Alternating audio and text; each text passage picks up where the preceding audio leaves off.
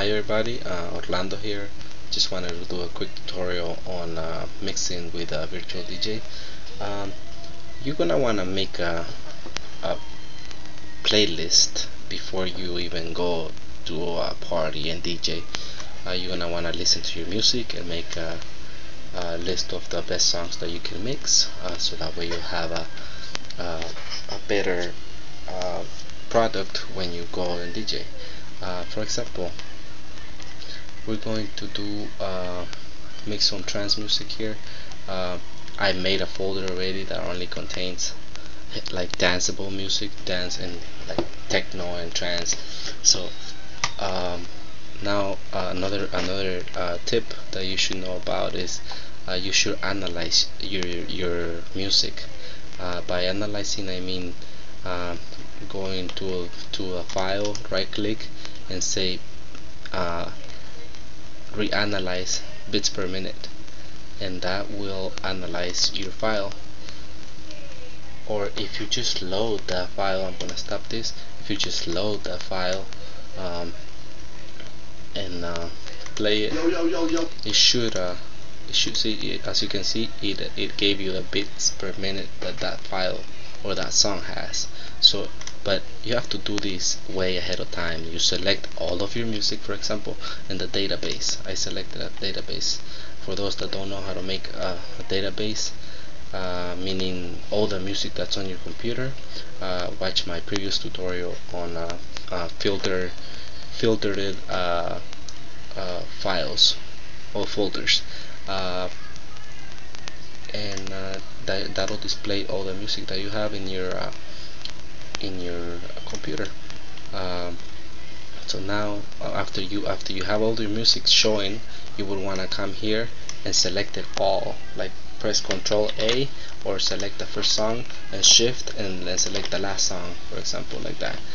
So you will select the very last one and then the very first one, and then right click, and then you will say scan for bits per minute, and that'll analyze all of your music. It takes a long time, so you're gonna wanna leave this running maybe overnight. It depends on how much music you have, but it can take a long time. It takes about 15 seconds, maybe 10 seconds for each song, depending on the length.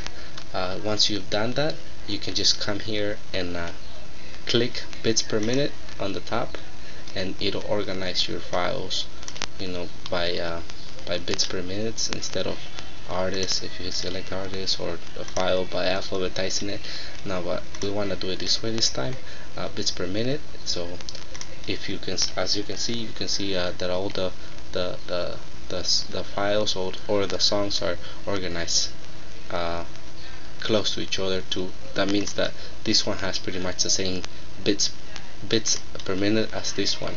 So here we go. We're gonna try and see if we can mix something. Let's see what this is.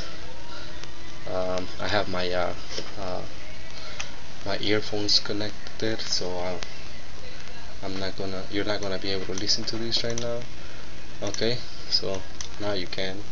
So we're gonna start playing this,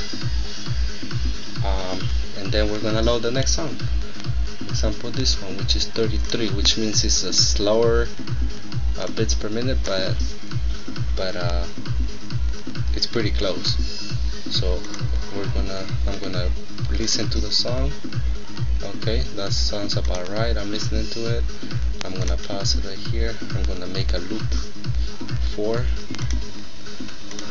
start playing it, and synchronize it. That synchronizes the bit, and I'm gonna start bringing it in.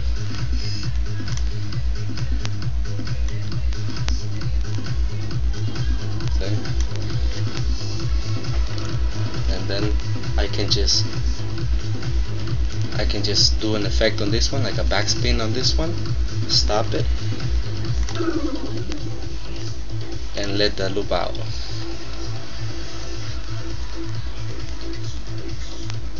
So it's that simple. I'm going to do one more. Let's do this one. Forever original. Let's see. I'm going to listen to the song. Let's put this all the way here. Find a good spot. Starts pretty good. So I'm gonna adjust it to start right there. I'm gonna put a loop, a 4-bit loop, a 4 bits, and then I'm gonna start playing it. It starts to play. You can't hear it yet. I'm gonna synchronize it. As you can see, the tempo here stays about the same. It doesn't change that much because the bits per minute are very close. So I'm gonna start bringing in the song. You can kill the bass on this side. Start bringing the song. So now we got that one, and then we can let go of the loop, and we can cut this one. We can wait for a good spot to cut it, or we can just do it right now and let the other song continue to play. Let's see if we can do another bit. We can do a flanger. If you do a flanger, activate it, and then you start bringing it down. Okay. Go all the way to the side, and then that's pretty good. That's if you were to choose a song that's got a completely different tempo, for example, or for completely different speed, like this one is 136 bits per minute, and then you come and select one that says 80. I'm gonna load this one, and I'm going to start playing it, and I'm gonna hit synchronize. Check this out. What happens to these? No, not to that one, but to this one.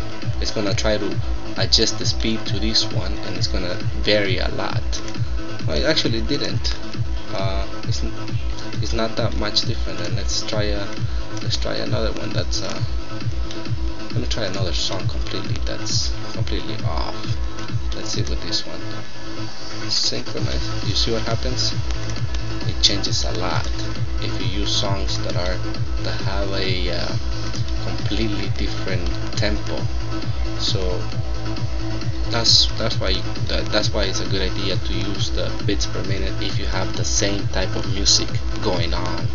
So if you're gonna change to a completely different genre, then you're gonna wanna create effects. On this computer I don't have a whole lot of effects.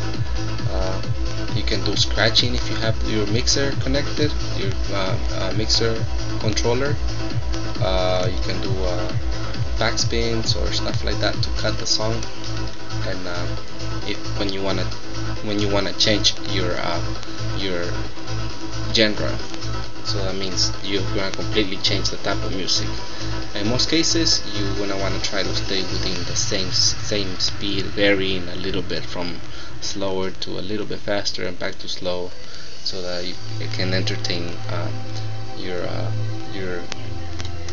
people. I hope this helped, and we'll be making more tutorials.